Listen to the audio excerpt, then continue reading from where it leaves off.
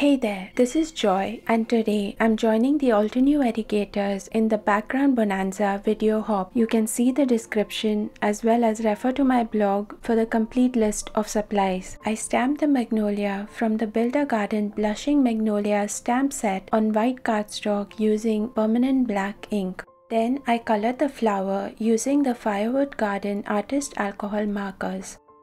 I got the idea for this card from a lantern I spotted at a lantern exhibition during Hong Kong's Mid-Autumn Festival. These exhibitions happen every year and I'm always amazed by their creativity and uniqueness. Lanterns in shapes like flowers, people, famous tourist spots and houses, to name a few, all lit up adds a special touch to these exhibitions. Many people enjoy visiting this beautiful lantern wonderland. I have attached some pictures on my blog, but I do not have any flower lantern images. However, I plan to capture some during this year's exhibition and I will share them with you then. Since the light is at the center of the flower, the shadow would be at the opposite end. I colored the tips of the petals using the darkest marker and used the lightest one towards the center of the flower. I left the center portion blank for the light, which I will color later. I have listed the colors on the screen as well as on my blog.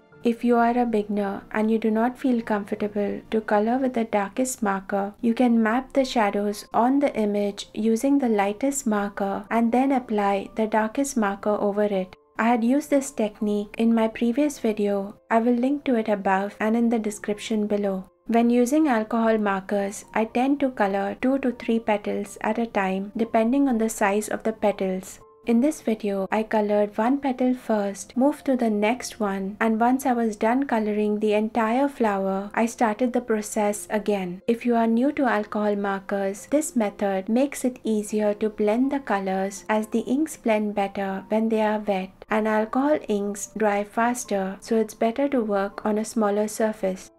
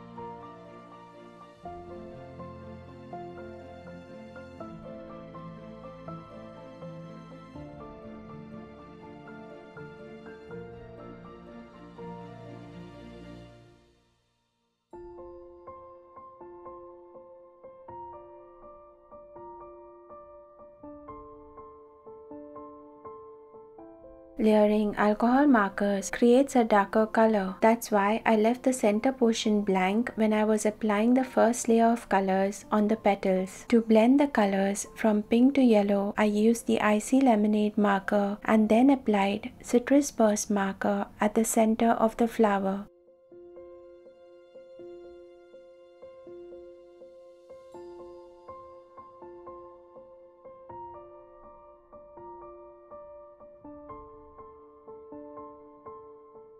I colored the stem like it was a cylindrical object with the light coming from the center and the edges being darker. I repeated this process one more time.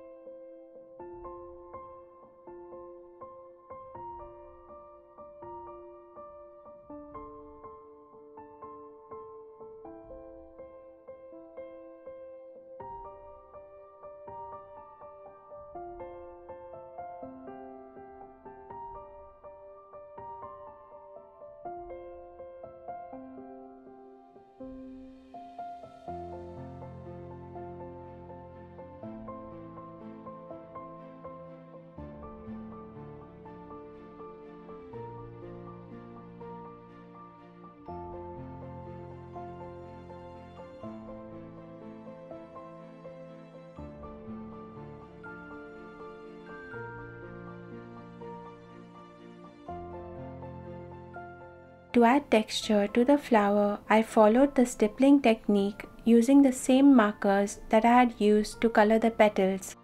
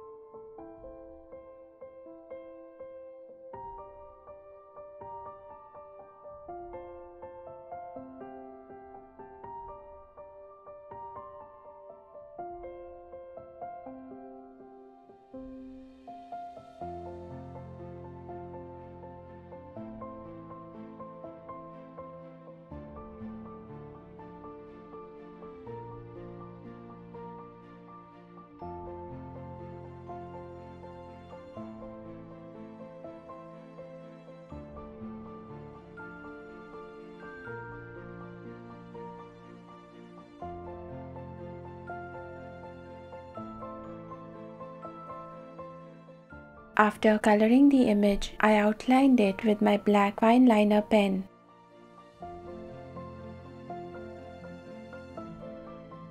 You can use your stencil as a guide to outline the image. You can also stamp the flower using embossing ink and heat set it using gold embossing powder.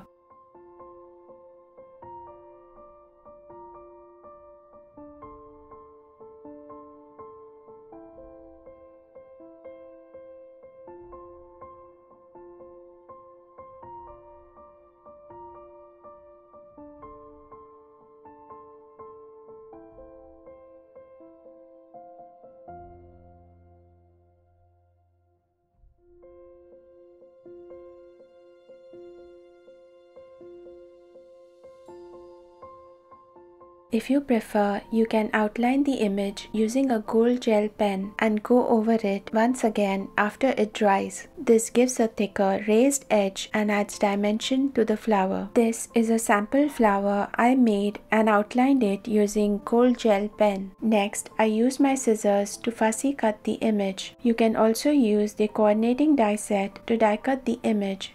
To make fussy cutting easier and achieve smoother edges, always move the cardstock instead of the scissors.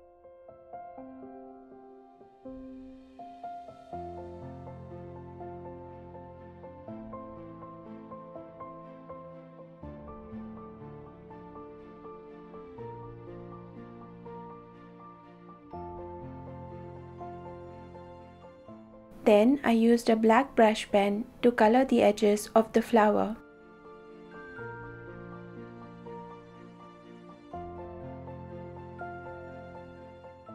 Since there are many lanterns during this exhibition, I decided to create a bokeh effect in the background. I started by coloring a white A2 cardstock using oak moss, swamp green, matcha tea and aloe vera markers from the Firewood Garden Artist Alcohol Markers.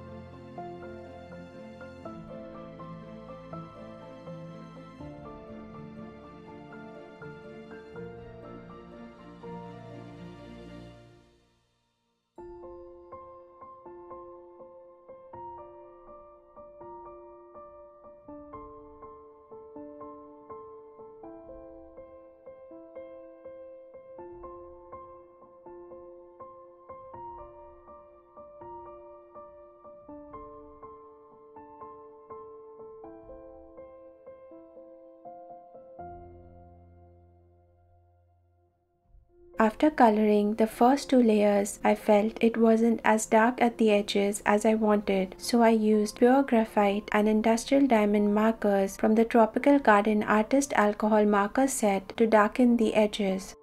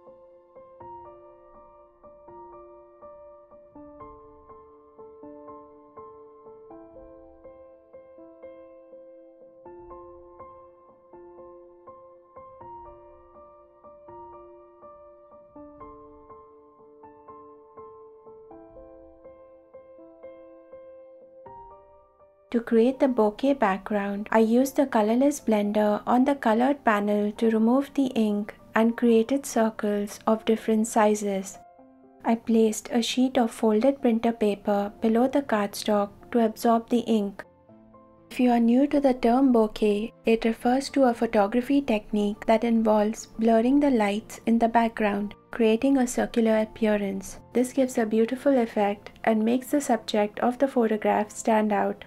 Did you know bokeh can be in different shapes as well? When I was in photography school, we used to cut out different shapes in the center of a small round paper that we would place in front of the lens, and we got bouquets in shapes like hearts, Christmas trees and stars, to name a few. So the next time you are making a background for your card, you can try making different shaped bouquets as well.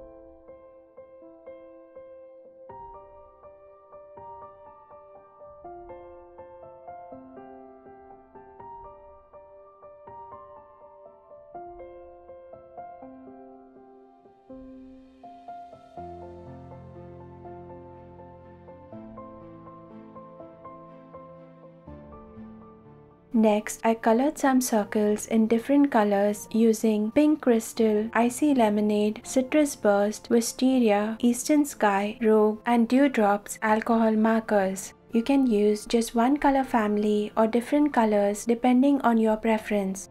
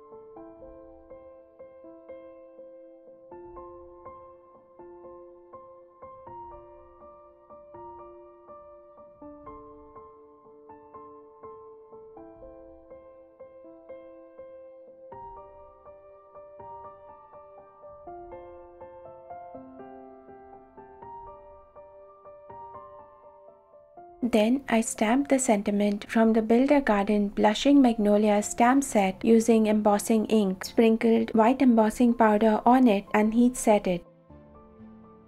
Next, I die cut the frame from jet black cardstock using the garden trellis cover die. Since I did not want to cover the entire panel, I cut it randomly in some places and stuck it on the cardstock.